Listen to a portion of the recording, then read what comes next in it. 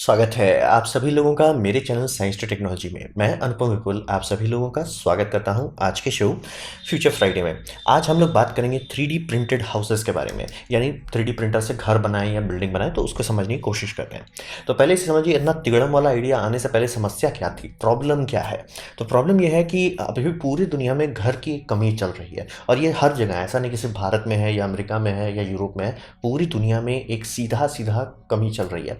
पैसे से बात उतना नहीं है, लेकिन मतलब ये समझिए कि हम लोग सॉल्व करना चाहते हैं, लेकिन हमारे पास टेक्नोलॉजी नहीं है, हमारा इंजीनियरिंग उसको रोक दे रहा है। क्योंकि कंस्ट्रक्शन की जितनी भी टेक्नोलॉजी है, अगर आप देखना चाहेंगे, वो 90s में ही अटका हुआ है। आगे बढ़ा ही 90s भी छोड़ दीजिए, वो तो बहुत ज़्यादा मैंने प्यार से बोल दिया। वो 80s में ही समझिए, आदम जमाने की टेक्नोलॉजी जैसे मतलब 200 साल पहले बनता था, आज भी वैसे ही बनता है, थोड़ा सा ही अंतर हुआ है। तो इसका साइड इफेक्ट ये हो रहा है कि ये बहुत धीमा होता है, मतलब एक घर बनने में साल लग जाते हैं, और एक्सपेंसिव भी बहुत होता है, मतलब पैसा अपना समझ के खाता है। तो ये एक सही समस्या है, एक ऐसा समस्या है जिसको इग्नोर करना पॉसिबल नहीं है, और ये छोटी बात भी नहीं है, क्योंकि काफ़ी लोगों को काफ़ी फ़र्क पड़ता है इससे। तो उसके ये तो एक हो गया कि ठीक है, चलिए पैसा है और आपके पास कुछ है, तो आप लोग बोलोगे यार जो चीज़ ट्रू एंड टेस्टेड है उसी के पीछे रहते हैं। बात है कि आप टाइम नहीं ला सकते।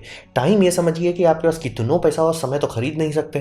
तो हिसाब ये बनता है, और समस्या आता है टाइम के मामले में कि मैनुअल लेबर जो है, यानी किसी आदमी से काम करवाना काफ़ी धीमा होता है और ख़तरनाक होता है उस आदमी के लिए जो काम कर रहा है। एग्जाम्पल के तौर पर मुझे एक न्यूज़ आर्टिकल मिला, मैं एग्जैक्टली वहाँ नोएडा में नहीं रहता हूँ तो नहीं बता सकता कितना सच है, कि नोएडा में बहुत सारे हाउसिंग प्रोजेक्ट बनाए गए और इनकम्प्लीट हालत में छोड़ दिया गया क्योंकि डिले बहुत हो गया था। और ऐसा कहानी हम मुझे हर जगह सुनने को मिलता है, कलकत्ता में हो चाहे दिल्ली में हो, बहुत सारी जगह में ये सुनने को मिलता है कि प्रोजेक्ट्स खोल दिए गए, स्टार्ट किए गए, लेकिन टाइम बहुत हो गया तो कैंसिल कर दिया गया प्रोजेक्ट को। तो मतलब समझिए ज़मीन खरीद के आधा बर्बाद करके रखा हुआ है। तो इसीलिए समय बहुत इंपॉर्टेंट होता है, इसे इग्नोर करना पॉसिबल नहीं है। मतलब सरकार खींच सकता है टाइम, लेकिन उसका बहुत साइड इफेक्ट होता है कि वो प्रोजेक्ट सीधा सीधा अबैंडन हो सकता है। कि अगर हम गवर्नमेंट मान लीजिए बनाया गया था, एम था कि 4 साल में बनाएंगे, और लोग टाइम ले रहे थे, अपना समझ के टाइम ले रहे थे, 6 साल तक आता रहेगा पैसा, 8वें साल में लोग बोले भाई क्षमा करो, नहीं होगा, इतना अनंत पैसा नहीं है सेंट्रल गवर्नमेंट के पास। तो ये एक बहुत इंपॉर्टेंट बात है कि समय को छोटा करना पड़ेगा, जो सालों साल लगते हैं उसे महीनों में उतारना पड़ेगा। तो अब बात करते हैं मटेरियल क्या होगा। 3D प्रिंटर कोई बड़ी बात नहीं है, नॉर्मल CNC मशीन में ही बस हेड को बदल दीजिए, 3D प्रिंटर बदल जाएगा। लेकिन 3D प्रिंटर का मेन काम होता है उसका मटेरियल से, यानी जो फिलामेंट रहता है। तो यहाँ पे क्या इस्तेमाल कर रहे हैं आप, ये समझिए नॉर्मल कंक्रीट है, यानी कि जो सीमेंट, बालू और गिट्टी से मिलकर बनाया जाता है, उसमें उतना अच्छा से इस्तेमाल नहीं कर सकते। क्यों? क्योंकि वो गीला बहुत होता है। मतलब अगर आप उसको कहीं रखेंगे, वो पेस्ट की तरह नहीं रहेगा, वो भुज से खत्म हो जाएगा, पानी की तरह बह जाएगा। तो इसीलिए नॉर्मल कंक्रीट नहीं किया जा सकता। हम लोगों को कुछ ऐसा चाहिए जिसमें 2 फैक्टर बहुत अच्छे से हो। हाई विस्कोसिटी, यानी उसको निकालने में थोड़ा सा जोर लगे, ताकि मतलब जो एक्सट्रूडर है वो कंट्रोल कर सके उसका फ्लो को। और सेल्फ सपोर्टिंग होना चाहिए, यानी आपने उसकी एक बीड डाली, वो बीड अपने आप टिका रहे। मतलब समझिए शोल्डर आपने लगाया, उसके ऊपर दूसरा लगा सके, तब तक वो अपना वजन संभाल सके। तो ये करना बहुत जरूरी, ये 2 फैक्टर होना चाहिए। तो इसे पहुंचते कैसे, मतलब कैसे किया जा रहा है 3D प्रिंटर की दुनिया में। इसके लिए एक ऑप्शन है, आप कंक्रीट जो लेते हैं उसमें मिक्सचर डाला जाए। जैसे कई केसेस में लिया जाता है, पानी का मिक्सचर कम कर दिया जाता है, बालू की मात्रा बढ़ा दी जाती है, या कभी कभी होगा बालू की मात्रा घटा दो, फाइबर का मात्रा ऐड कर दो, और पानी के समय मतलब समझ रेशियो में छिड़खानी करके ये किया जाता है। और ये समझिए मिक्स जो मैं बता रहा हूँ, ये तो नॉर्मल कंक्रीट में छिड़खानी हो रही है। कंपाउंड्स बदल भी जा सकते हैं, जैसे कि कई केसेस में ऐसा हो सकता है कि सीमेंट लो और बालू के जगह पे ये कर दो, फ्लाई ऐश डाल दो, काफ़ी स्मूथ हो जाता है उससे। तो आप पे है, मिक्स आपको करना है, कैसे आपको डिज़ाइन करना है, वो सारे पॉसिबिलिटीज़ बहुत सारे, मतलब इंजीनियरिंग का मेन पैसा वहीं लग रहा है। दूसरा, सिर्फ कंक्रीट से ही हो ये ज़रूरी नहीं है। ये इसका एक अच्छी बात है तौर पे समझिए कि आप चाहे तो सिर्फ मिट्टी और घास जोड़ के भी बना सकते हैं। तो काफ़ी सारे कंपनी हैं, जो मैंने नीचे वीडियो दे दिए हैं सबके, तो उन्होंने ट्राई मारा कि जैसे मान लिया अफ्रीका में किसी को घर बना के देना है, आप बोलोगे भैया 10 टन का सीमेंट लगाया, कंक्रीट लगा, भाई क्षमा कर दो, नहीं होने वाला।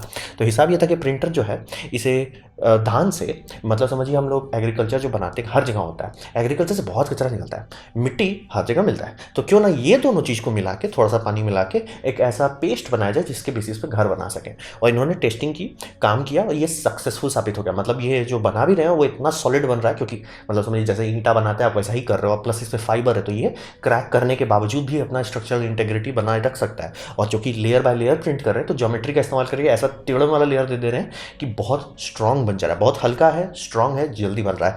दाम मतलब इसे जीरो कॉस्ट के पीछे एम कर रहे हैं कि मतलब ये सारे सामान हर जगह मौजूद है, चाहे इंडिया हो, चाहे पाकिस्तान हो, चाहे नेपाल हो। तो हिसाब ये समझिए, मटेरियल में काफ़ी चॉइसेस हैं। कुछ लोग मिट्टी में बनाते हैं, कुछ लोग कंक्रीट में बनाते हैं, कुछ लोग मिट्टी प्लस फूस में बनाते हैं, वो आप पे है। आप इस पर पूरी इंजीनियरिंग कर सकते हैं, आपको जैसा ज़रूरत है उसके हिसाब से। अब बात करते हैं इसको बनाने के लिए 3D प्रिंटर कहाँ से लाएंगे। 3D प्रिंटर में पहला एक ऑप्शन होता है रोबोटिक आर्म का, क्योंकि 3D प्रिंटर का मतलब क्या होता है, वो एक CNC मशीन है। CNC मशीन का क्या मतलब होता है, कंप्यूटर न्यूमेरिक कंट्रोल, यानी कंप्यूटर बताता है कि तुम ये त्रिआयामी दुनिया में XYZ यानी XYZ की दुनिया में कहाँ पे हो। मतलब हम बताते हैं 2 Y 2 अप 4 ऊपर, ये XYZ कोऑर्डिनेट बताते हैं। तो कोऑर्डिनेट में जाने के लिए आप अगर 3D प्रिंटर देखते होंगे, 3D प्रिंटर में गैंट्री होती है, वो आगे पीछे ऐसा ऊपर नीचे होता रहता है। तो रोबोटिक आर्म से हिसाब ये लगा कि राम आर्म तो कहीं पे भी जा सकता है, जैसे आपका हाथ कहीं पे भी त्रिआयामी दुनिया में जा सकता है, वैसा आर्म के साथ भी किया जाए। तो ये करने का एक फ़ायदा होता है कि फुटप्रिंट जो है, यानी ये जो मशीन है, ये छोटी हो जाती है। इसे आप ऐसा रख सकते हैं कि किसी गाड़ी के पीछे, मतलब कार्गो डिपार्टमेंट में रख दीजिए, आराम से इसे जॉब साइट पे उतारिए और ये अपना आर्म एक्सटेंड करके बड़ा सा हिस्सा बना सकता है, बड़ा कवर कर सकता है। साइड इफेक्ट होता है इसकी, कंप्यूटर प्रोग्रामिंग बहुत कॉम्प्लिकेटेड हो जाती है, यानी ये सब मोटर्स जो ले लगते हैं, जॉइंट्स लगते हैं, ब्रेक्स लगते हैं, ये थोड़ा फजीयत वाला हो जाता है।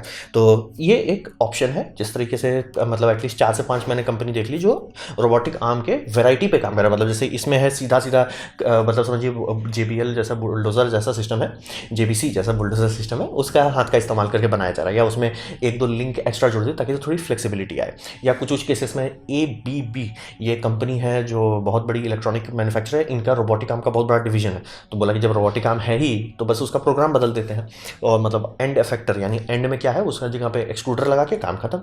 तो रोबोटिक आर्म एक ऑप्शन है जिससे त्रिआयाम, क्योंकि बड़ा चाहिए, घर बनाने की बात हो रही है, ऐसा नहीं कि अच्छा 300 मिलीमीटर बाय 300 मिलीमीटर, घर बनाने की बात हो रही है। तो इस कारण से रोबोटिक आर्म को काफ़ी कंपनी चूज़ कर रही है, मैंने नीचे वीडियो दे दिया है। रोबोटिक आर्म से घर बनाने की कोशिश की जा रही है। अब दूसरा होता है जो मतलब थोड़ा ट्रेडिशनल समझ लीजिए, ये होता है गैंट्री क्रेन। क्रेन का हम लोग अंडरस्टैंडिंग बहुत अच्छे से करें। क्रेन जनरली 2 एक्सिस का मोशन आपको देता है। गैंट्री क्रेन जो मतलब समझिए यू जैसा स्ट्रक्चर में उल्टा इन्वर्टेड यू जैसा होता है, इसमें आप आराम से 2 एक्सिस का तो रोड मिल रहा है। अगर आप ये क्रेन जो है इसे आप पटरी पर रख देते हैं, मतलब साइड में ट्रैक्स बना देते हैं, तब आपको पूरा त्रिआयामी मोशन मिल जाएगा। ये बहुत जगह इस्तेमाल होता है इसका, गोतिया भाई समझ लीजिए, मतलब खास करके फैक्ट्री सब में और शिपिंग यार्ड्स में आप लोग को आराम से देखने को मिल जाएगा। इसी पे ही पूरा शिपिंग यार्ड चलता है, खास करके जितने कंटेनरशिप को मूव करने वाला सिस्टम होता है। सोचिए कि वो कर क्या रहा है, त्रिआयामी दुनिया में सामान को पकड़ के उठा के कर रहा है।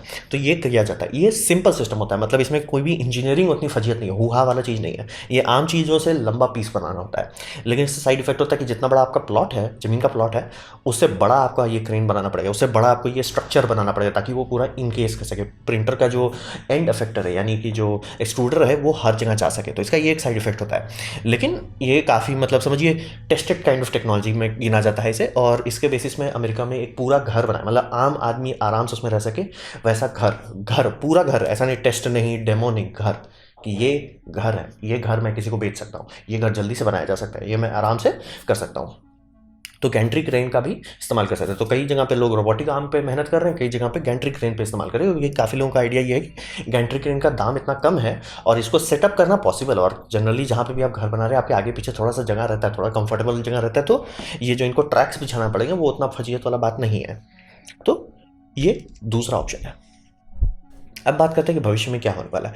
आप ये समझिए ये टेक्नोलॉजी बहुत बढ़िया, और चूँकि आज का जो घर की हमारी टेक्नोलॉजी है, जिस तरीके से घर बन रहा है, ये बात सही है कि ये आदम ज़माने से चल रहा है, लेकिन ये टेस्टेड है।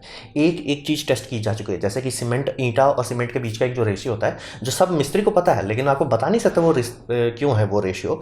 लेकिन वो रेशियो को बनाने वाले ने अच्छा से हिसाब लगाया कि इतना रेशियो में वो उखड़ेगा नहीं, ज़रूरत से ज़्यादा खाएंगे नहीं। अब बोलेंगे ज़रूरत से ज़्यादा सीमेंट डालने में क्या दिक्कत है? ज़रूरत से ज़्यादा सीमेंट डालने में दिक्कत होता है कि वो नमी सोखने लग सकता है या उखड़ने का लग सकता है। मतलब सीमेंट खुद ब खुद ब्रिक के साथ ऐसे बिहेव करता है, और ये बहुत इस पर अच्छा खासा इंजीनियरिंग होता है कि गर्मी में कैसे एक्सपैंड करता है, कैसे कॉन्ट्रैक्ट करता है, और अगर अच्छा से नहीं बैलेंस करते हैं तो क्रैक पड़ने लग जाएंगे। तो समझिए काफ़ी मेहनत करके हमारा घर ऐसा हो गया कि बस बना लेते हैं। तो 3D प्रिंटर को वहाँ पहुँचने में बना ले रहा है, सारा बात सही, लेकिन हमारे पास लॉन्ग टर्म डेटा नहीं है। तो इसको आने में, मतलब कि घर है, आ गया, आप इसमें रहने लगो, थोड़ा टाइम लगने वाला है। तो इसे मैं नहीं कहूँगा कि कल आपको मिल जाएगा, मतलब 10 साल 20 साल आराम से लग सकता है। तो थोड़ा सा मास अडॉप्शन में टाइम लगेगा। गाड़ी खुल चुकी है, 20 से 25 कंपनी काम कर रही है, यूरोपियन कंपनी है, इंडियन IIT मद्रास है, नीचे वीडियो दिया हुआ है, 2018 में ही उन्होंने काम कर लिया था। तो मतलब समझ लीजिए काफ़ी लोग इस पर पढ़ चुके हैं, तो चांसेस है कोई ना कोई सक्सेस कर जाएगा और मार्केट में मिलने लगेगा, लेकिन टाइम लगेगा। और फिर दूसरा ये समझिए कि चूंकि ये इंजीनियरिंग करके बना रहे और हमारा औजार बदल रहा है, बहुत सारे ग्रीन, यानी कि मतलब इन्वायरमेंट के लिए अच्छा और इफिशिएंट पॉसिबिलिटी है। जैसे कि मैंने आपको बताया कि मिट्टी और फूस का इस्तेमाल करके आप बनाते हैं, तो आपको कंक्रीट बनाने में बहुत कार्बन डाइऑक्साइड रिलीज होता है एटमॉस्फेयर, प्लस महंगा भी होता है, एनर्जी लगती है, फ्री का नहीं आता है। मिट्टी और फूस फ्री का है कंपेयर टू कंक्रीट। तो उस कारण से काफ़ी मतलब समझिए ग्रीन मटेरियल से भी बनाया जा सकता है। इफ़िशिएंसी के मामले में कि अगर आप बना रहे हैं, बनाने टाइम ही आप ऐसा कर सकते हैं कि उसमें बीच में जो गैप है उस गैप में एयर ट्रैप हो जाए, तो वो एक एयर इंसुलेटेड बिल्डिंग बन जाएगी, जो कि काफ़ी इंपॉर्टेंट होता है, फ़ायदे हैं। फिर कुछ केसेस में ऐसा डिज़ाइन बना सकते हैं कि उसमें मतलब एयर चैनल का कन्वेक्शन करंट बन जाएगी। दीवार गर्म होगा, वो हवा खींचेगा, नीचे से ठंडा हवा आएगा, समझिए अंदर वाला एरिया ठंडा हो जा रहा है, बाहर वाला एरिया मतलब सोलर एनर्जी पे ही आपका ये काम कर रहा है। तो ये सब करना पॉसिबल हो जाता है, जो कि नॉर्मल घर में करने के लिए बहुत खर्चा होगा। 3D प्रिंटर में कॉम्प्लेक्सिटी फ्री हो जाती है, तो ये सब करना पॉसिबल हो जाएगा। और अगर इंसानियत को अगर आप आगे ले जाते हैं, जैसे कि कभी मंगल में जाना चाहें या चांद पे जाना चाहें, तो इसके सिवा कोई ऑप्शन ही नहीं है। लॉन्ग टर्म में इसके सिवा कोई ऑप्शन नहीं है। और एग्जांपल के तौर पे कि कितना सीरियस है नासा इसके मामले में, नासा ने रिसेंटली एक टेस्ट ये करवाया था 3D प्रिंटेड सिस्टम का टेस्टिंग की। मतलब ठीक है, हम आपने ये रिक्वायरमेंट दिया है, अब इसका 1/3 स्केल, मतलब फुल साइज नहीं बनाइए, 1/3 स्केल बनाइए विद इन 3 डेज। मतलब एक कंपटीशन लाइव करके, मतलब कि नासा के जजेस हर टाइम वहाँ पे रहेंगे, देखते रहेंगे कि आपका प्रिंटर कैसे चल रहा है, कितने बार अटक रहा है। ये डेमो ही था, लेकिन एक्चुअली किया गया। तो ये 2 3D सिस्टम आप देख सकते हैं। इसमें से ये ऑरेंज वाला जीत गया क्योंकि इनका डिज़ाइन थोड़ा ज़्यादा स्ट्रक्चरली सॉलिड बना था, तो ये इस पर नासा थोड़ा बोल रही कि ठीक है, अब ये डिज़ाइन पसंद हो गया, ये मतलब प्रिंटर ये पूरा सिस्टम को पसंद करें, अब इसको और डेवलप किया जाएगा। तो समझ लिए कि मंगल और चांद पे जाने के लिए ये ज़रूरी है, ऑप्शनल नहीं, ज़रूरी है। तो ये था मेरा प्रेजेंटेशन 3D प्रिंटेड घर के बारे में। उम्मीद करता हूँ आपको अच्छा लगा, कुछ सीखने मिला, कुछ समझ में आया। अगर ऐसा है, लाइक कर दें, दोस्तों से शेयर कर दें, उससे मेरा काफ़ी भला होगा। नहीं अच्छा लगा, नहीं पसंद आया, कोई बात नहीं, आप डिसलाइक कर सकते हैं। मैं कहूँगा डिसलाइक 2 बार दबाएं, उससे मुझे पता चलेगा कितना ना पसंद हुआ है। मैं आपसे कहूँगा कमेंट लेके मैं हर कमेंट की जवाब देने की कोशिश करता हूँ। आपसे कहूँगा सब्सक्राइब कीजिए, बेल दबाइए अगर आप फ्री हैं तो। आपने मेरा वीडियो देखा, जान के मुझे बहुत खुशी हुई। धन्यवाद।